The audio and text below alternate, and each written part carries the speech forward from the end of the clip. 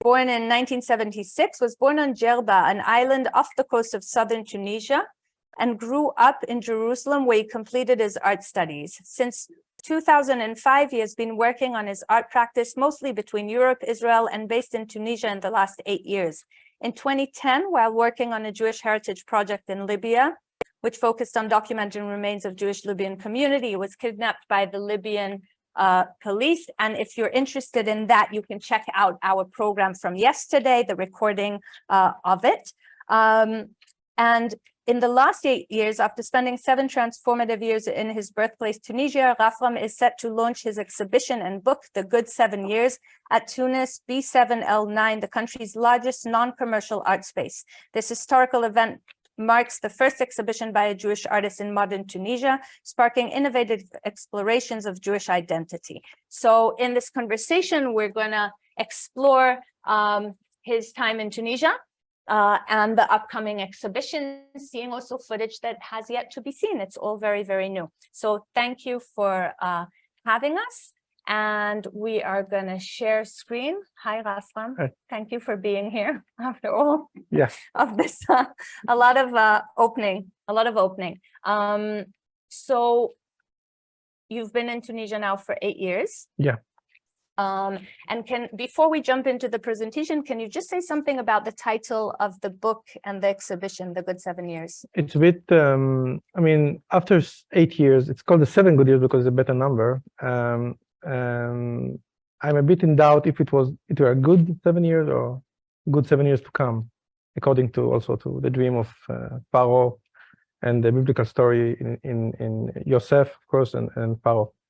So because the years there were very, let's say, in art-wise, production-wise, were not like living in New York or London, but it was lots of work inside that was very interesting to find identity, to find. My family is there almost 3,000 years from First Temple, and it was kind of a research, and also at the same time like almost a stop in art production. But I mean, it was a very mixed feelings. All this period of the 7 years.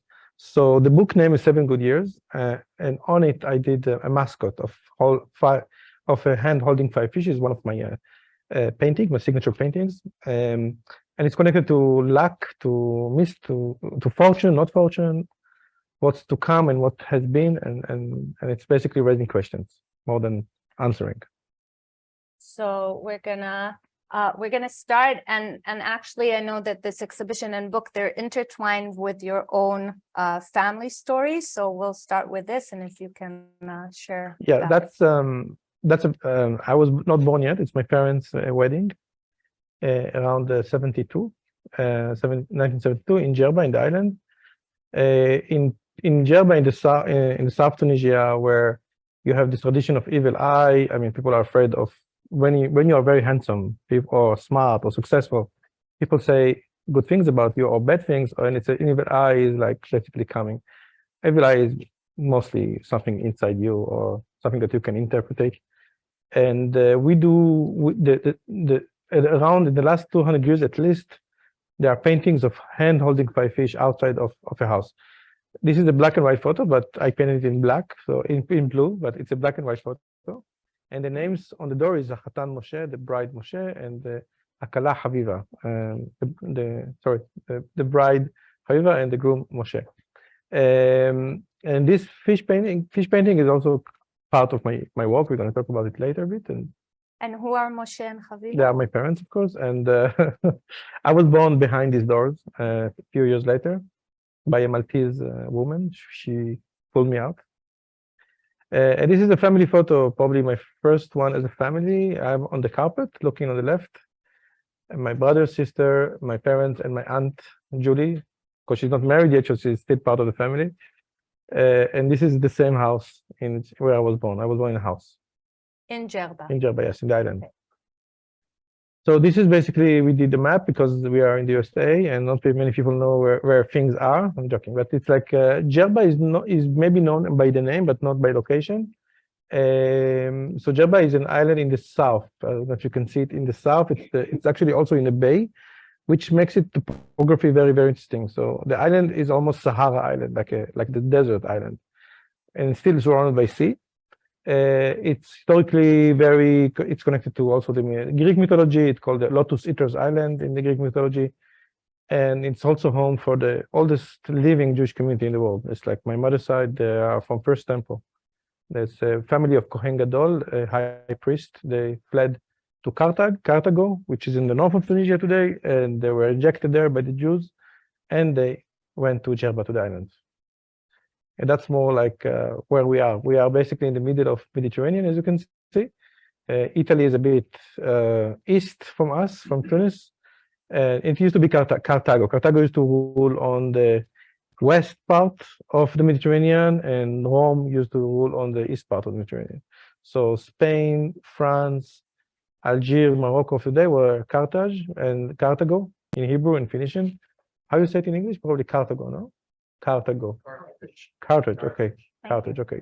So the Hebrew and Phoenician name is the same, it's sister languages. It's Carthago, Keret Hadasha, which is a new city. That's the and you know Cartagena and all the Spanish countries. It's coming from Carthago, from the first Carthago. And Romans, of course, took over Carthago. It was because of the wheat of Tunisia, of Carthago back then. And then we know the slave culture of Rome, and of course, the other things that we got from the Romans. That's one of the first photos in East Jerusalem where I was, where we grew up. So when did you move from to Jerusalem? In around between 77, 78. I mean, we moved to Marseille first, to a kind of a camp for immigrants, and then we moved to Israel, to south, to Ashkelon, and then we moved to Jerusalem. So we arrived to Jerusalem in 78. And why did you leave Djerba? Why did the family? I mean, yeah, the family. I was yes. Which one are you in this? I'm the most handsome one on the sitting down. Yes, of course. It's very easy to find. My grandfather is sitting on, and my grandfather was the head of the community in Djerba, and he wanted to die in Jerusalem. So it's basically between life and death, where you want to die, where you want to live. So he decided to leave the community, which was a very big crisis also for the community. And he took my parents, his kids, and us who were born in Jerusalem or in Djerba, and we left to Jerusalem. Okay.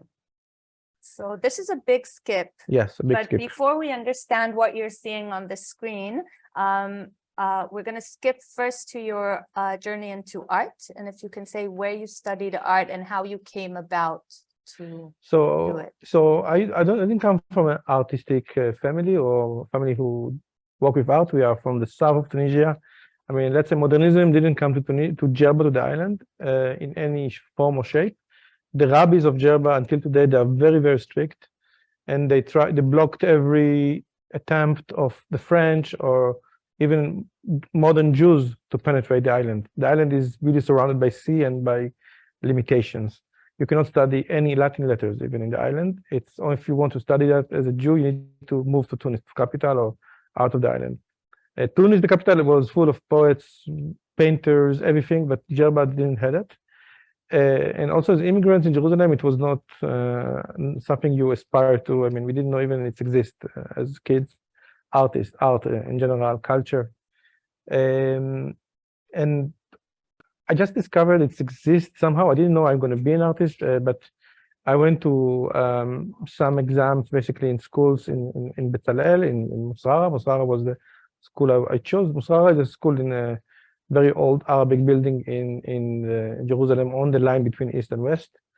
And I was fascinated by people basically that were completely loose and were smoking marijuana, and they were like, it looks to me very, very not familiar with what I grew up with. So I'll just say that Musrara, until today, the art school exists. It's a very good art school. It's quite alternative to the major ones, which you've probably heard of, like Bezalel, but it's quite an important one. And actually, all the people that Rafram studied with ended up being quite famous artists, including some that are until today based in the US and very well known. So you might not have heard of it, but it's quite a... Yeah, my class was very specific class. I mean, the people who were in my class with me, it was 12 students. We were 12 students, and yeah, Chicago and many places all over the world.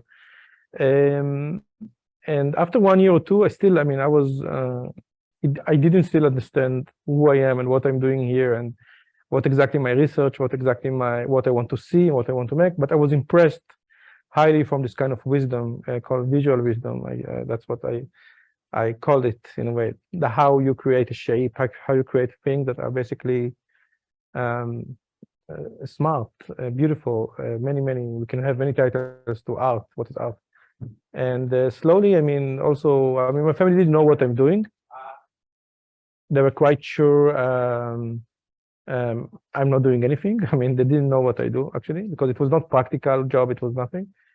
And then after art school, after I did a show and stuff, I can talk about this.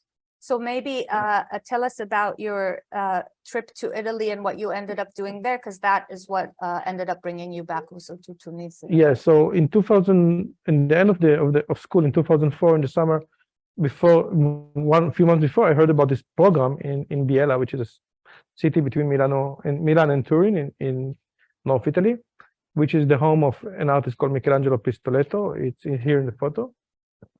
Pistoletto is one of the most important living artists in Italian today or in the world.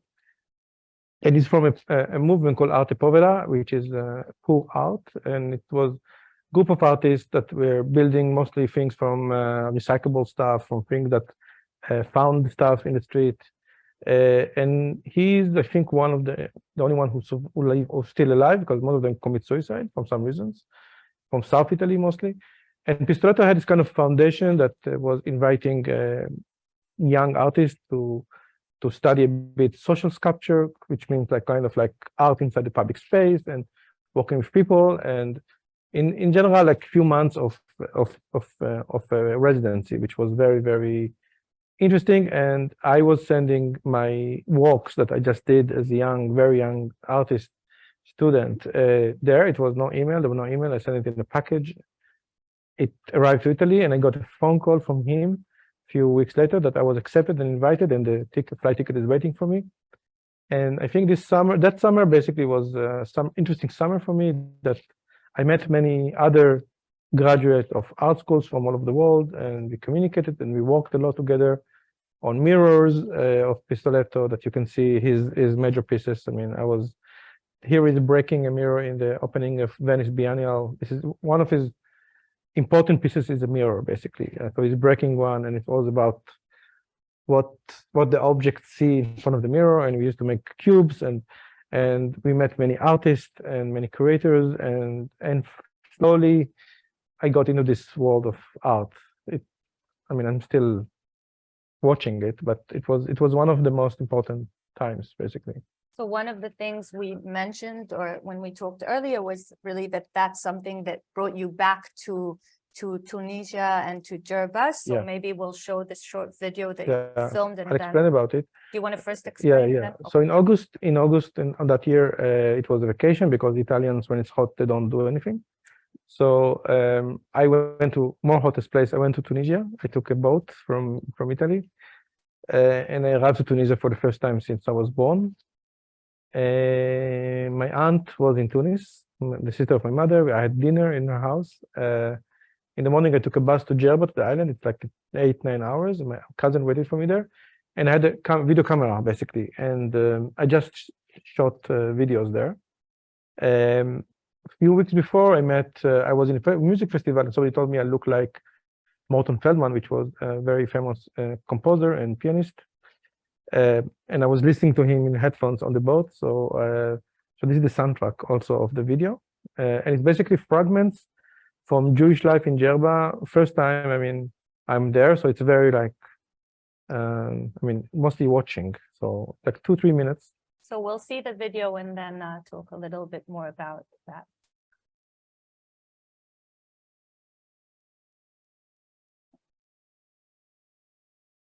One moment. We don't have sound, because when I put the sound on, we have reverb. So, okay. I'm gonna try and mute this. Welcome. We both will have to. Okay, we will mute our mics. And then we open it. Wait.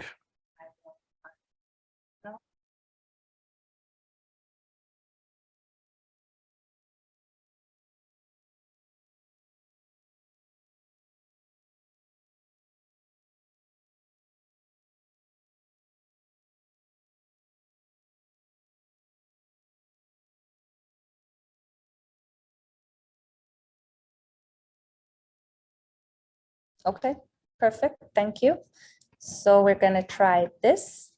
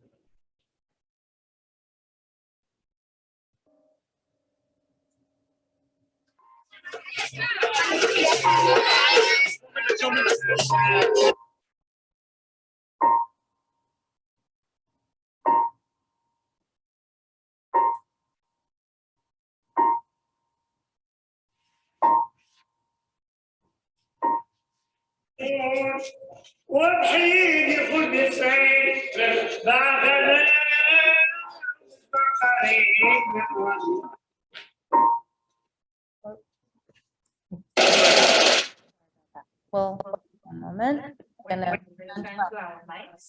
okay.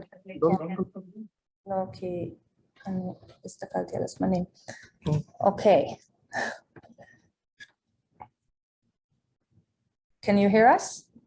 Yes. Okay. So, and we're back. So, Rafram, the first thing I wanted to ask you is what? I did not. Now mute. Okay. So the first thing I wanted to ask you about this, Rafram, is how come it took you a trip from Israel to Italy to go back to Tunisia? Like you had family there, you were born there. Yeah. Why did that round happen? Israel and Tunisia did not speak, so there were no flights, direct flights or boat or anything else.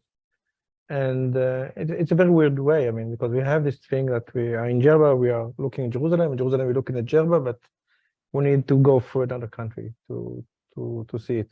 And Tunis in general is a very, very touristic country. I mean, we don't know that, we don't feel that as Tunisians, because we are just missing the place, the language.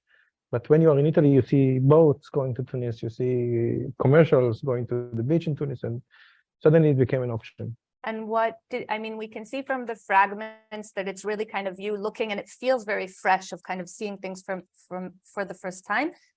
Can you say maybe a little about how you felt being there for the first time as an adult? It was very weird. I mean, until today, I mean, 7-8 years, it's still very weird because it's something we grew up with a lot, and the words Tunis, and we eat Tunisian food, we speak the language, the pyramid, everything is basically from there. And so it is very, very interesting. It's different than visiting Italy or Morocco or New York or whatever. It's very, very different, and it's kind of interesting as an artist to approach to this place in this way, which is not a normal way. Okay. So this artwork that we're seeing now is one of your earlier ones, and also influenced by your time in Italy, but starts connecting between kind of your art practice and your family. Can you say a few words about that? Yeah, so my father, when he came, he was a Hebrew teacher in Tunis, and when he came to Israel, he couldn't teach Hebrew because it was different Hebrew, basically. It was modern Hebrew, there's old Hebrew. So he became a watchmaker, and he was not very successful as a watchmaker. So I used to collect the watches he couldn't fix. So I had shoe boxes, and that's around 200 and plus watches that everyone have its own story, and people who were a bit disappointed. And I just weave it to some kind of a piece, like I call it my father's rug.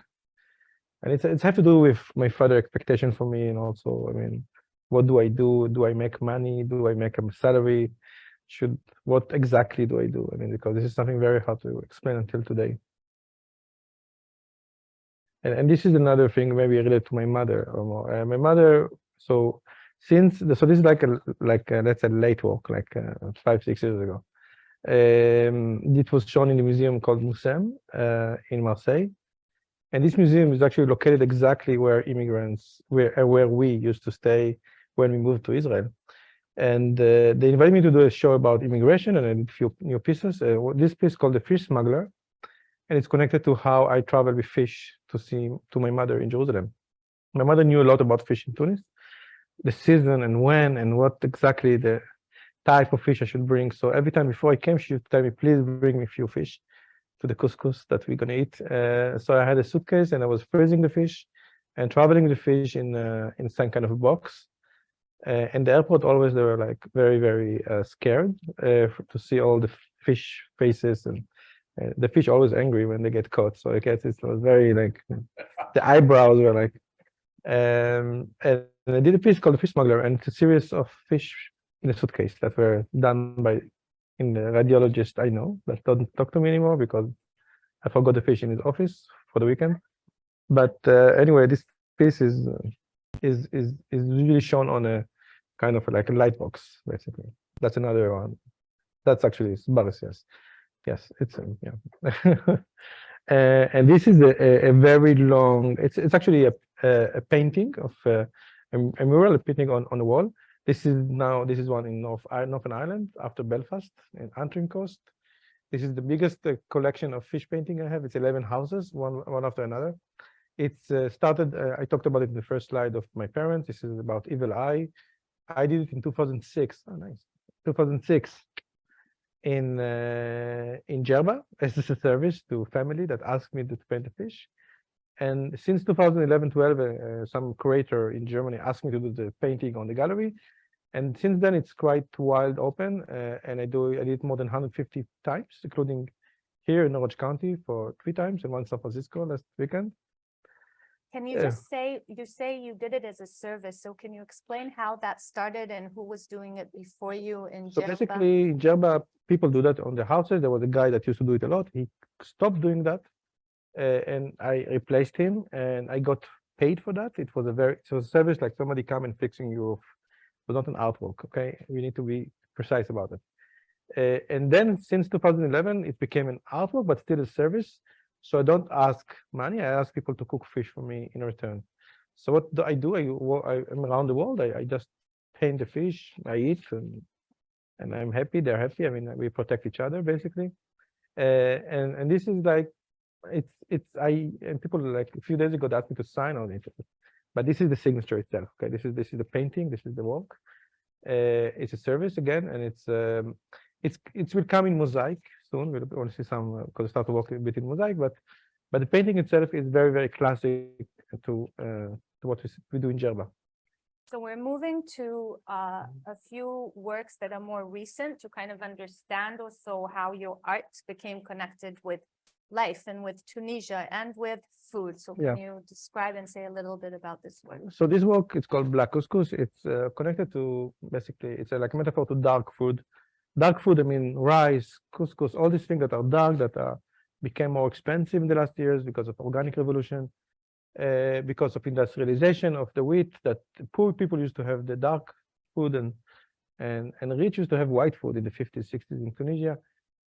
Tunis used to be a place of wheat. Romans came to Carthage to take the wheat.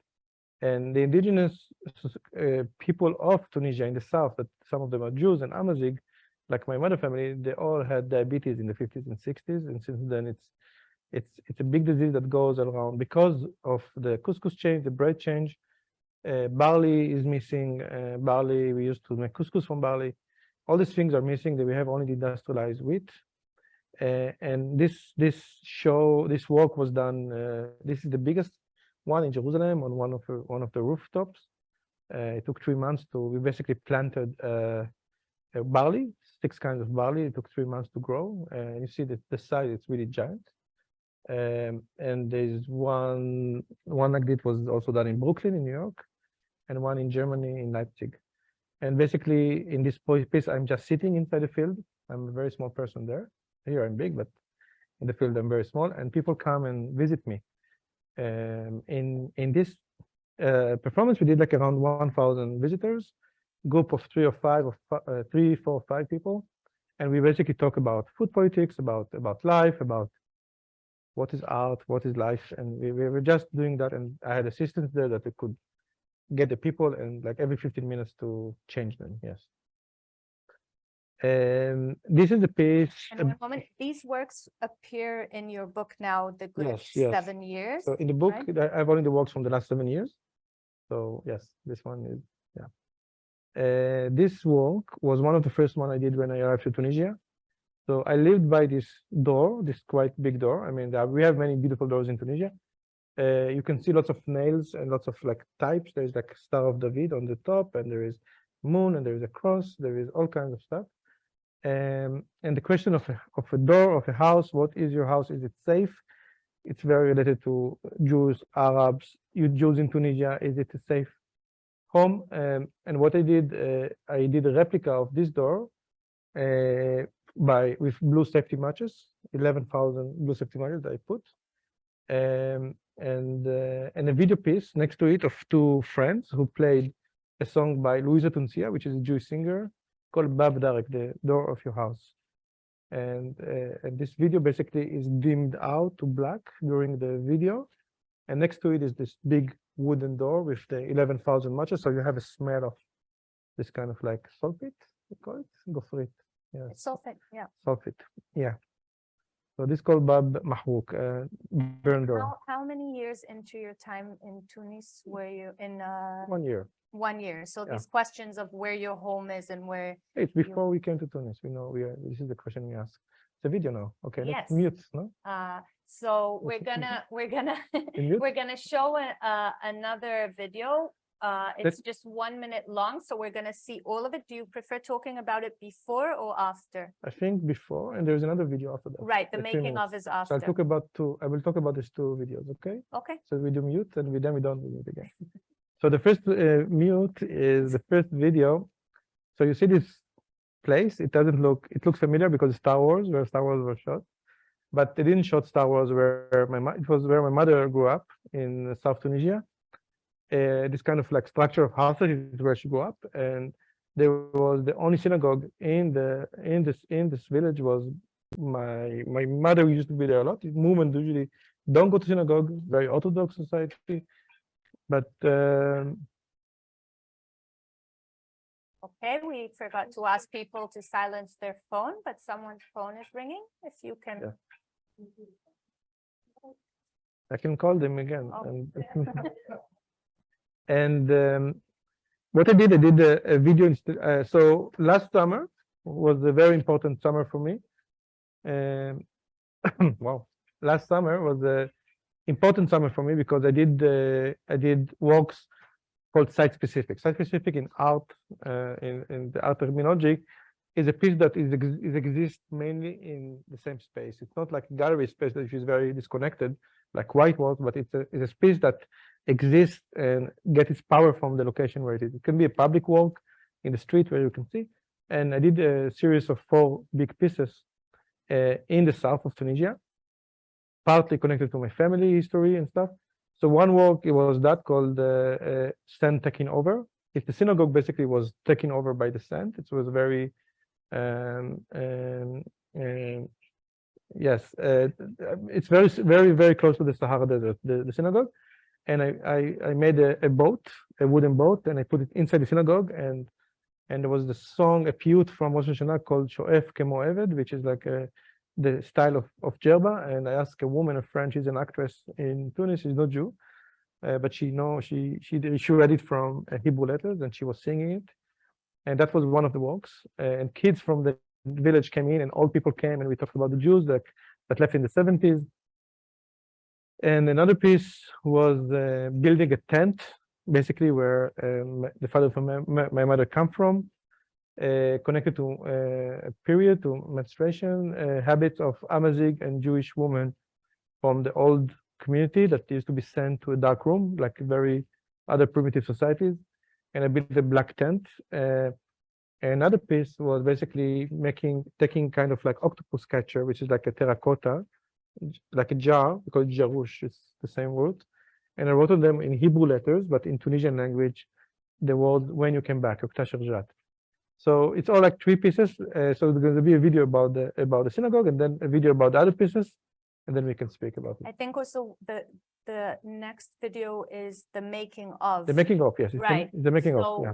we're going to see this, which is actually part of the video itself, and then we'll see a bit of the making of. So you'll see what it entails to create such an art piece. And after we see those two, we will again. To work in the South, it's not easy. I mean, with people who also first, like I was as a kid. I mean, I never saw art. I never saw people who are artists, and suddenly this kind of stuff in the middle of nowhere.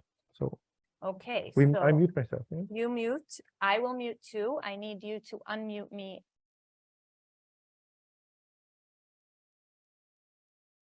Okay. Can you unmute me, please? Unmute. One of you needs to unmute me. I can hear you. You can hear me? I'm muted. So how? Okay. Okay. So we're gonna. Let's just back and see this video.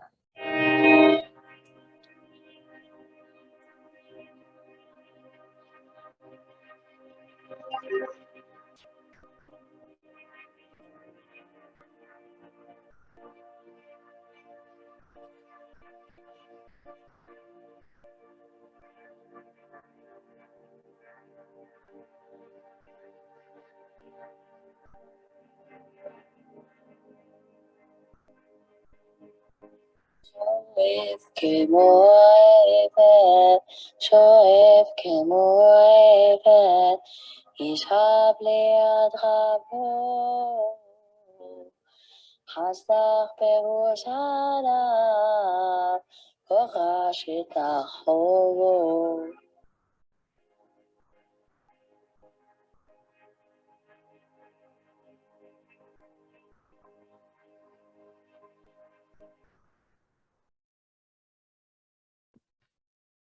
So this is the video itself, and now we see the same one. Yes, let me just, okay. And now we're going to see the making of this work.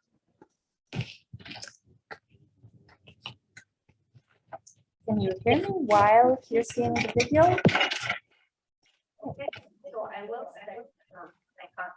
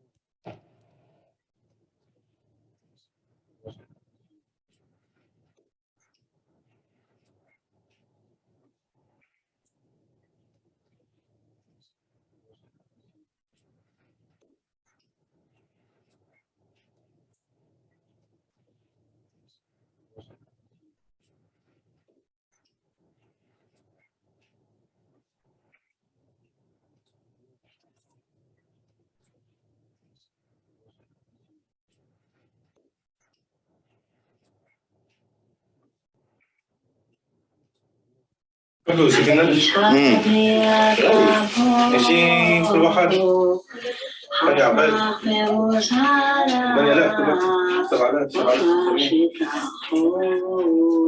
كده تجرب 7000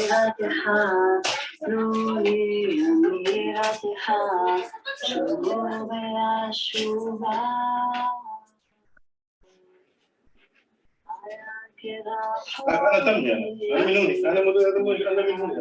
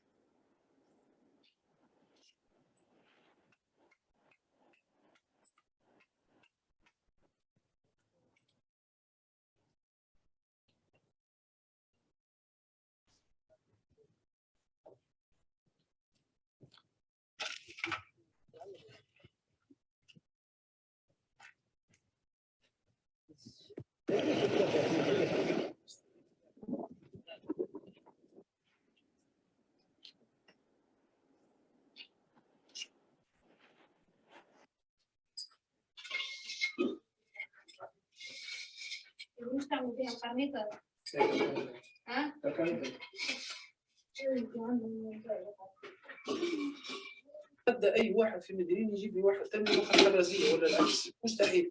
علاش؟ الله اعلم. عروشات تطورت الدنيا كذا. Okay,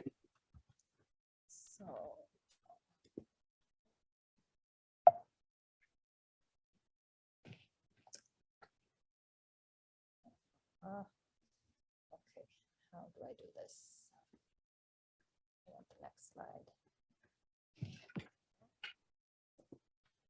How do I get to the next slide? Yes. Okay. So Okay, should I unmute it? I muted myself. I will. They should mute us. Okay. Okay, can you hear me now? Perfect.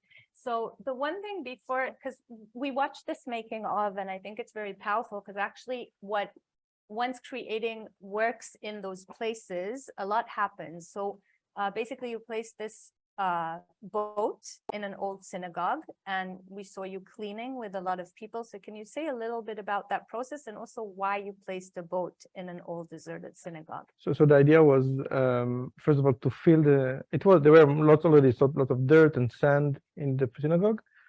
So what we did, we cleaned the synagogue.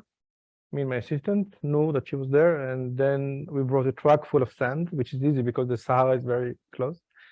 And we fill it with sand, more clean sand. And my mother and her sister that were always in the synagogue with the family, they always dream about Djerba and about coming back to the island, because most of people move to the small other cities to find jobs. So I did like a boat, basically, and I called the boat Habiba, which is my mother name, because fishermen in Tunis, they put the name of their wife, daughter on the boat. So I did a boat, called her my mother name, and I just placed it inside. And the idea of like basically dislocating boat from the sea to the desert, and then invite people. There were also old people, young people, kids sitting inside and listening to this kind of like sound, was basically to disconnect them, but also connect them to the space and the sounds that used to be in the synagogue 40, 50 years ago. So in a way, your art is also kind of bringing back to life a community that is no longer there, and like giving space to. I think it brings questions, and it brings sensorial things that to people. Many people stop and ask me questions. Who am I? And all people, of course, recognize the family, and we had really nice talks there. They didn't understand really what they're supposed to do. They thought it's like they have to do that, but and then it became very easy when we just sat down and listened. So we're gonna move forward. You Yeah. can see here the name of your mother on the boat. Okay, this piece that you saw in the end, yeah. So remember the video in the beginning. So this jar, we call it in Arabic, terracotta. It's full of letters in Hebrew letters, basically, because Tunisian Jewish language. It's like Yiddish, like Ladino. It's a language written in Hebrew letters, and it's Tunisian Arabic. So there's a sentence that I heard a lot when I came to Djerba called "Uktash Rajat," when you came back. When you came back. And the question, when you came back, is it coming back or visiting? Or it's a very, very important question in the way they phrase it. So I took this kind of jar that fishermen in Tunisia use to catch octopus. So octopus is always drawn to dark spaces. You can put a tomato can and it will go inside. You think that's his home. So what the fishermen do, they put this terracotta, they put a hole in the middle, and they put it in the sea, and the octopus goes inside, and then they take it off, the water goes down, and the octopus is caught. And it's like a trap. The house is a trap, basically. So I took 100 jars. I wrote on each one of them the one letter in Hebrew, Uktash Rajat, in a loop. And then with a fisherman, my neighbor, we put it in the sea for 2 weeks to get a patina of salt. And then I piled it basically in a place where they make the kind of jars. So it was all full of like smell, and like cold air, and inside I projected this video of the coming back, basically. So that was another piece. And the tent, it was a bit problematic. I mean, the neighbor didn't like the tent so much because it has no function. So art has no function. That's why it provoked questions and ideas. And they took it off the night the police came. It was a big mess, basically. So maybe I do want to ask, what is important to you in doing these works in their space rather than having them in a museum or in a gallery? Because you do that too, but a lot of these are happening, as you said, site specific. Why is that important to you? When I had the idea of doing that, it was a bit to challenge myself to coming back to a place where doesn't know this practice even, and to dare and do things that are, I think, have their own quality, not even in the art world or in the art history, in the context, but as a visual thing. So to put a boat inside a synagogue or to put jars inside a workshop and stuff like that have its own aesthetics. And I wanted to see how it works in where I was born and where my family is for thousands of years and to check it, yes. Okay, so this is the book, right? The book. And it has the works from the last 7 years. And I want you to talk a little bit about the graves so that we can come to the upcoming exhibition and then have a few minutes also for questions. So the last years living in Tunis, I also do graves. I make graves. I mean, I don't bury people. I just make the tombs. So can you just say for a moment, because I think in the world, usually there's the separation between the artists and the craftsmen that do things that are part of life. And through your time in Tunisia, those two things kind of came together. So how did you come about so this is a bit like a social work I do. So some people who died in Tunis, like from like Jews, they have no family, they have no relatives. So and I heard that late, and I decided to do it myself. The tombs, I decided to do myself. So I buy the marble and I do the thing, the names, and I go a lot to the cemetery because also my grandparents from my mother's side who died from diabetes very early in the 70s, they're buried there also. So and then I found out about the people without tombs. And I also found out that in the cemetery, the language, the Jewish-Tunisian language, exists there. It doesn't exist outside of the cemetery. There are poems, you have text there, amazing treasure of text, basically. So it's like we call the cemetery Bet HaChaim, the house of the living, and it's actually where the language is still alive. So when I started to build the tombs,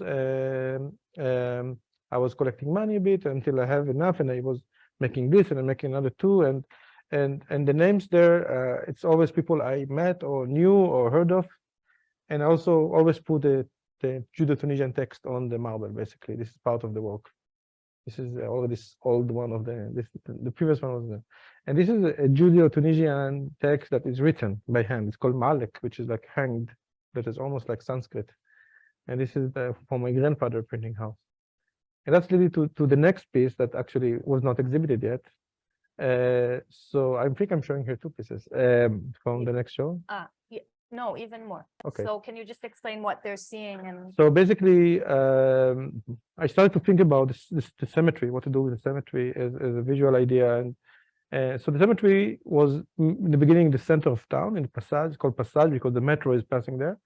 In the 30s, the French moved it out of town with the Jewish community. It was a big thing. They took out the bones and they moved it there. But the place there was full of water under. There's a water reservoir under, so lots of plantation, wild plantation, very hard to control it. And the tombs are basically moving around. So they're like almost broke and they're like waves, and it's fascinating. I mean, for me, it's fascinating. It's very annoying for people who have their loved ones there.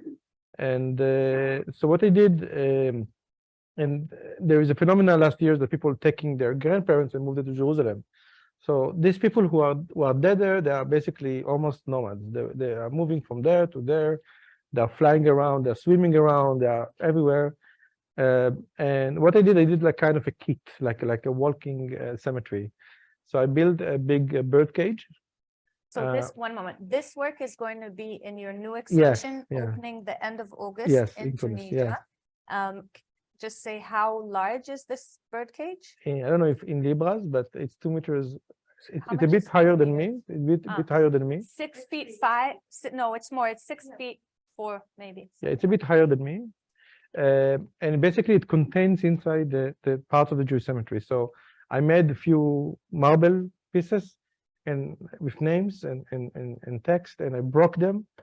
And then I took plants from the cemetery and soil, and my assistant is basically watering them every day. And it's growing inside the cage, basically. And the cage itself is going to be installed in a projection room. It's kind of like this size of the room. It's going to be hanged from the ceiling, a bit floating, and there's a carpet, and there is a sound walk of walking on the grass in the cemetery, and some birds. So this is one of the pieces. So what I'm doing, I'm gonna show these two faces, Okay. and then these two mosaics, Yes. which are new works that are, you are the first one that are seeing them. You can see this isn't even done yet. We're gonna end with these works, and then a few questions, and also from the crowd. Okay. And home. Okay, short. Okay. But that's my grandmother. She look angry because she is angry, and she like only me. She hate everyone else. And I was very close to her. And that photo I took in 2005, 5 years before she passed away. And the other woman is Halima. She's a black woman from Sfax. Her son is a photographer, a good friend of Tunisia from too. Tunisia. Yes, we have black Tunisians. Her son is Lutfi. Is a good friend of his, photographer. And the idea was, I invited him to find a photo of his mother to do kind of mosaic piece. Mosaic is very important in Tunis. It's a history, Roman, Carthaginian.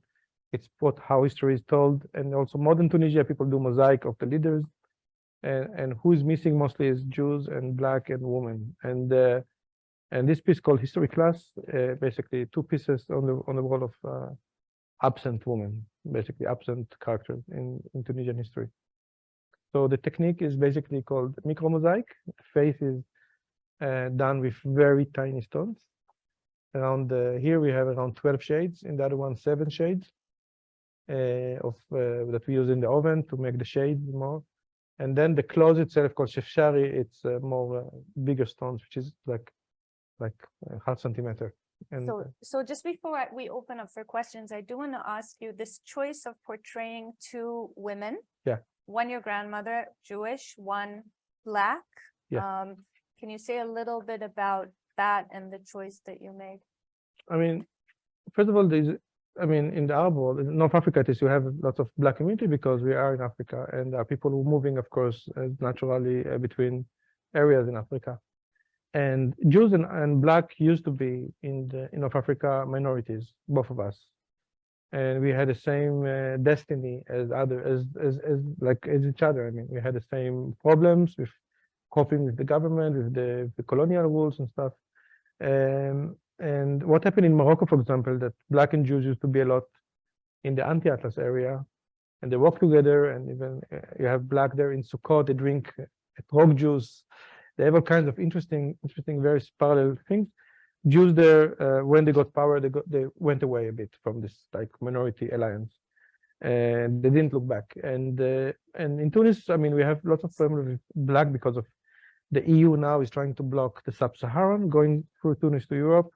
So there are many laws, and many friends, black Tunisian friends, have to show ID to show that they are from Tunisia, not from the Sahara. And I think, like as a community, I mean, I'm trying to reach out on this and to have this, because Jews were not strong in Tunisia, but we have at least some kind of like international power, which black don't have. I'm trying basically to raise this kind of conscience, to talk about small groups. We're going to have a discussion there also in the gallery about it. And Okay, so thank you. I'm going to stop our share now in favor of seeing you and taking some questions from the crowd. And I'm going to let Ari decide who's asking questions, because Ari, can you please consider both the room and the chat and navigate that? I will consider both, yes. Thank you. First question, who is funding your art projects like the ones you showed us? Out in galleries, museums.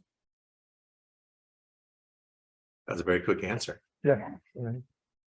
Over there, we have Beverly's been waiting. Real quick, but it's not my main question. The language a lot spoken there is Arabic. Yeah, it's Arabic. Okay, and just the name of the school, the art school. Musra in Jerusalem. She's beautiful in Arabic. Musara is beautiful in Arabic. What is it? Beautiful. The word Musra and Arabic means Okay, this is supposed to be short. Okay, the real question. I noticed, on the island, in Tunisia where the Jews are concentrated, there was a very narrow range of colors. And I'm wondering, that's one thing I noticed, and perhaps as a result of that, I don't know, your work was, your palette, your color palette is largely blue. Yeah. The last one is the mosaic of your grandmother, had many other colors, but are those two things related, and can you comment on that? We have a lot of blue in the island, lots of blue. I mean, the houses are blue, the paintings are blue. The old flag of the island was blue and white. It has to do with the sea, the water, which is surrounded by the island. And this is, I mean, I brought the paint here to our shop to paint. So when I do painting of fish everywhere in the world, I need to go to a shop and ask them. It will show me like 25 variants of blue, Neptune, and all these things. And in Tunisia, just ask something called Tunisian blue. And it's like called Tunisian blue, and it's the accurate color for this painting and for this color thing. So blue is yeah, I mean, it's the color. Neat, yeah, now your work is great. Okay. Online question. You talked yesterday about your experience in Libya, which is right next door. How safe do you feel when you're doing your projects in Tunisia? Have you ever felt not safe, or do you feel very safe when you're doing your projects? I feel very safe. Very different from Libya. Historically, contemporary, very, very different country. Libya is a horrible place for everyone, I think, also for Libya. It will say feel safe. I'm also actually talking loudly about what happened in '67. There were riots against Jews. I talk about it publicly. I never felt any problem in Tunisia. So I'll just follow that up, but you are now the first Jewish person since the 70s to exhibit in a major space in Tunisia. And hopefully many Jews after me. Yes, it's gonna get some backlash, probably, kind of thing, that because there's anti-Romanism in Israel, and there's always related. Jews in Israel always related in the world. And by Israel, by Jews, by everyone basically, and probably there are going to be some interesting or not interesting things happening. But Remember this question. So please refrain from a big monologue here. Just ask a quick question. Go ahead. Is there much historical fervor, influence, or interaction with Djerba or the wider community? yes, much. The language, of course, in the south, in Djerba, is lots of Amazigh words exist.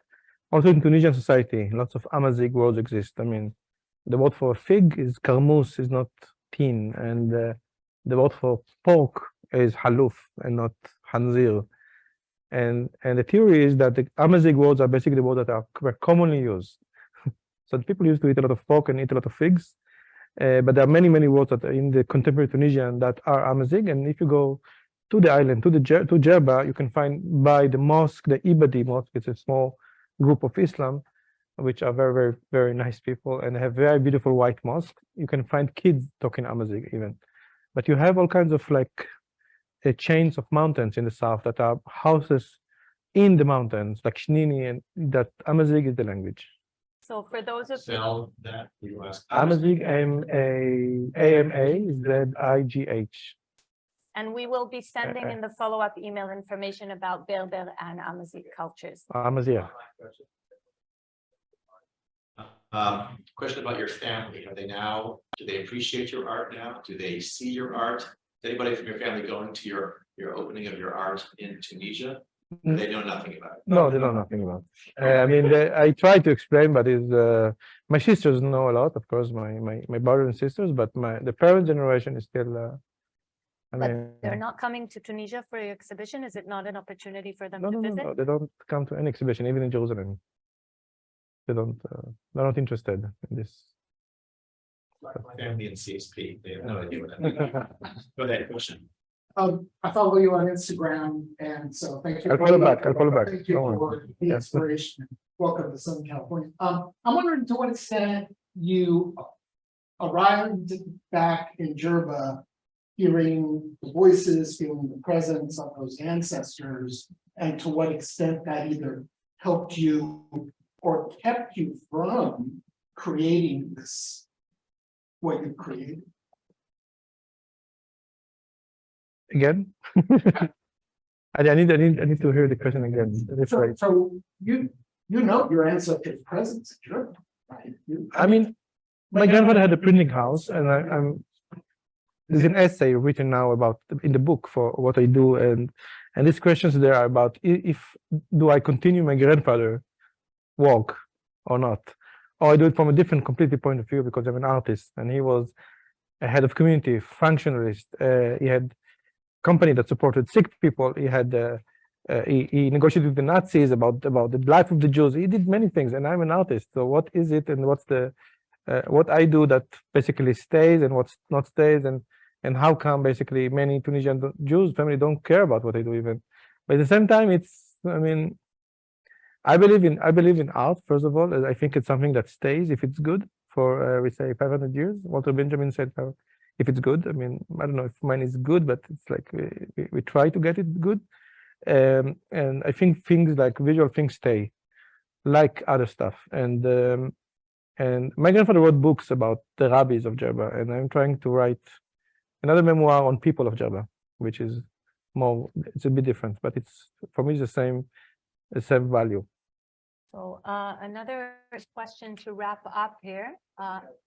You have, okay, so question online. Anybody come to your opening in Tunisia? How would they get tickets, and how do they get your book? It's kind of. So opening, yes, of course, it's open to everyone. We accept around 500 people in the opening. No tickets. It's a gallery. There's going to be food in the opening, and there's going to be the book launch. So we're going to launch the book, so the book will be sold on site in the gallery. Besides that, there was a crowdfunding that finished, so it's very hard to buy the book. There's going to be a few book launches in Paris, London, and Berlin, and might be in New York. We might do something in California, maybe San Francisco, maybe we don't. I don't know yet, but if yes, I will update. The book doesn't have many copies. I mean, it's only 400 copies. So yes. CSP has a couple. Yeah. Yes. So preparing for this major show, what were the difficult decisions you had to make? And alongside that, what was your overarching hope and goal? I didn't have difficulties. I mean, besides the fact that it's very hard to work in Tunis production-wise. I mean, I lived in Germany before. It was very easy. I think done very fast.